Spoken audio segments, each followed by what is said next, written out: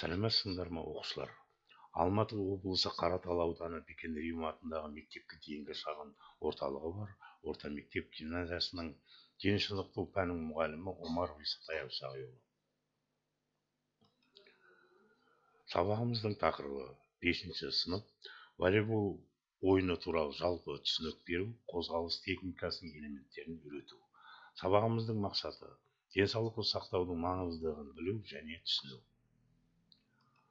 Сабақ барысында қауіпсіздік ережелерін сақтаймыз. Жалпы дамыту жаттығуларын жасаған кезде орындарымыздан тұрып, айналадағы артық заттарды алып тастаймыз.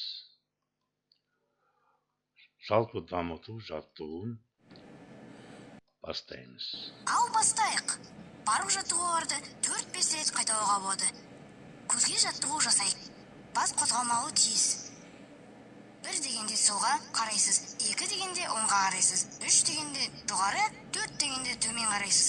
1, 2, 3, 4, 1, 2, 3, 4.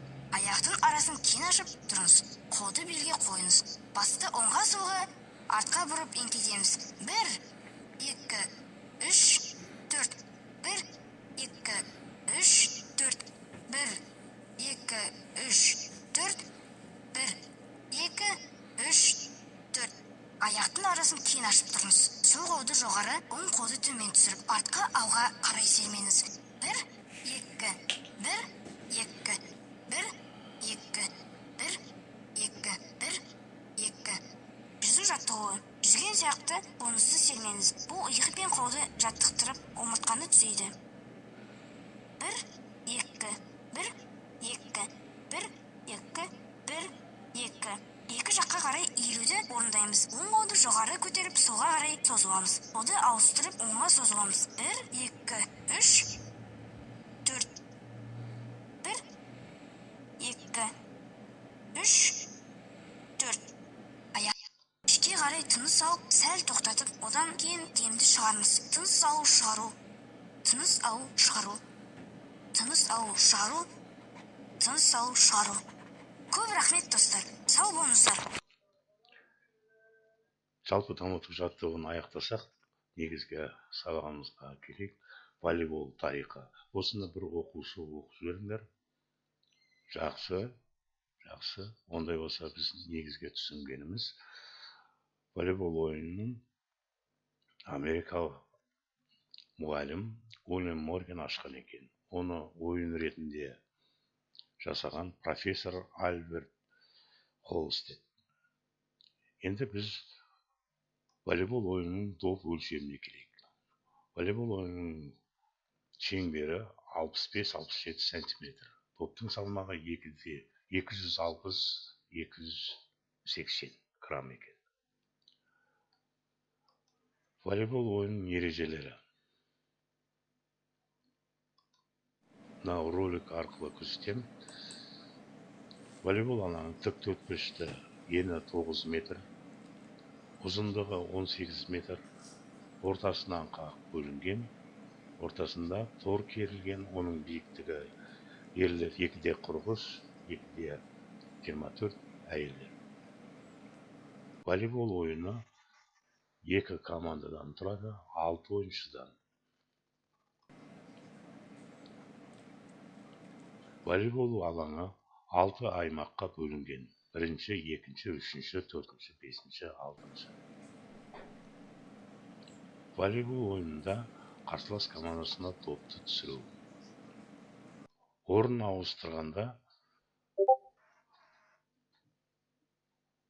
ауыстырғанда сағат тілімен ауыстырамыз.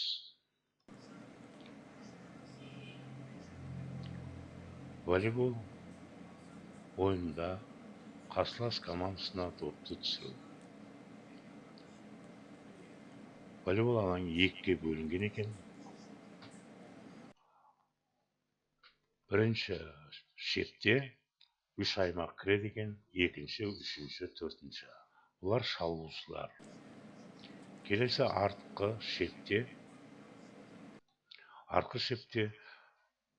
1-ші, 6-ші, 5-ші аймақ кіреді екен.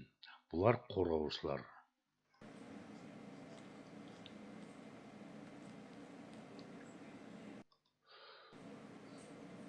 волейбол ойыны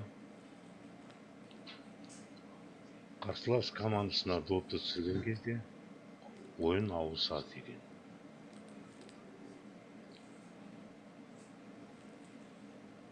Подача берілді. Сразу сеткінің үстінен ұруға болмайды екен. Подача берілді. Ойыншы кез келген дене мүшесімен алуға болады екен. Аяқпен, баспен, қолмен. Подача берілді. Топты 3 рет алуға болады екен. Топ берілді. Топты 2 рет алуға болмайды екен. Топты бірінші қабылдайды екенбіз, екінші көтереміз, үшінші соғамыз. Бұл волейболдың негізгі тәсілі. Артқы аймақтағы тұрған қорғаушылар да соғуға болады екен. Олар артқы аймақтағы сызықтың бойынан қарсылас командасына соғуға болады екен. Волейбол ойыны 5 партиядан тұрады екен. Волейбол ойында тосқауыл қоюға болады. Тосқауылды тек қана шабуылшылар қояды екен. Бір немесе 2 ойыншы қоюға болады екен. Волейбол ойыны 5 партиядан тұрады. 5 партия егер 2-2 болатын болса, 5-ші партия ойнатылады. 5-ші партия 15 ұпайға дейін ойнатылады.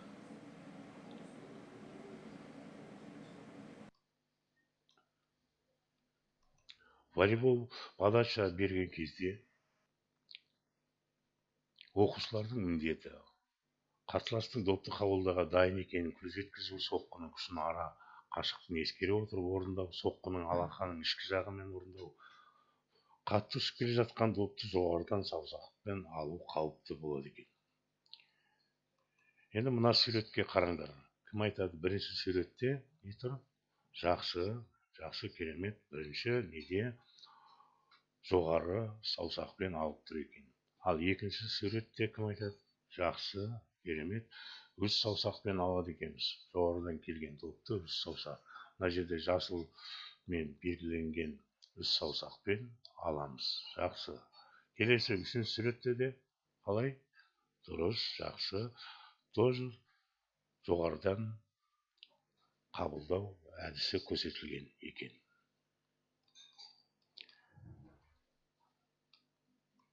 Сабағымыздың рефлексия жасайық, сабағымызды қорытындылайық. Мен сіздерге өзі кішігірім тест жасап бердім. Осыны шешеміз. Волейбол алаңының көлемі. Бұны сендер WhatsApp арқылы маған жібересіңдер. Осы сұрақтарға жауап береміз. Және осы сабақта не білдім, не үйрендім? Кім айтады? Жақсы, рахмет. Не түсініксіз болды?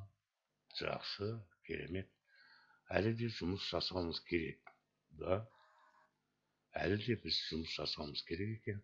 Біздің волейбол ойынын үйрету үшін біз 90%-тей практикалық жүзінде өтуіміз керек болатын. Қазіргі жағдайға байланысты біз теориялық жағдаймен сабақ өткізіп отырмыз. Сондықтан бүгінгі сабақтардың қатысқан барлық оқушыларға рахмет. Сау болыңдар.